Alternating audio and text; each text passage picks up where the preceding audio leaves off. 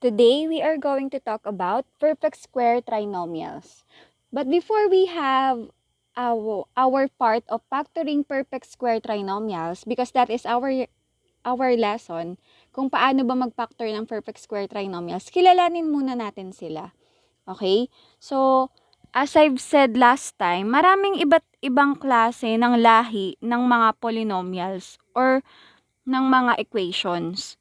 So, yung una nating mga lessons like common monomial, sum or difference of two cubes, and difference of two squares, ibang lahi yun. So, ibang kategorya sila. But then now, another type of technique on how to factor equations is to identify if they are perfect square trinomials. But before we know, kilalanin muna natin tong perfect square trinomials. Paano ko ba malalaman kung perfect square trinomial nga sila? Okay? Paano ko malalaman kung yung given equation ba ay perfect square trinomials nga? Baka naman mamaya bogus pala tong equation na to, hindi pala perfect square trinomial. Ayan. So we have 3 questions here. So number 1, does the first term has square root? Okay, so alam na natin kung ano yung square root. Number 2, does the last term also has square root?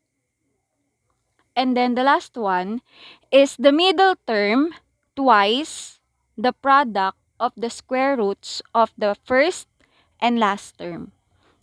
So, kailangan alam natin tong mga questions na to.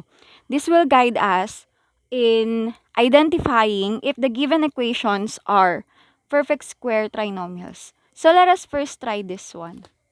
We have here x squared minus 6x plus 9. So, sabi dito, yung first term daw, kailangan may square root. So, yung first term natin is x squared. Kuhanin natin ang square root niyan. Ano ba ang square root ni x squared? So, that is x. So, check tayo dito. Okay? How about 9? Yung last term. Does the last term also has square root? May square root ba si 9? Kunin nga natin yung square root ni 9. What is the square root of 9? We have 3. Okay? So, pasado din tayo hanggang sa second question. Now, let us have our third question. Is the middle term twice the product of the square roots of the first and last term? So, medyo hindi natin to naintindihan. Medyo mahina tayo sa English. Ganyan. So, ang gagawin lang natin dito, kunin natin yung square root na to, yung naging sagot dito sa square root, sa first term, and then kunin din natin to. And then, kasi sabi product, multiply natin sila.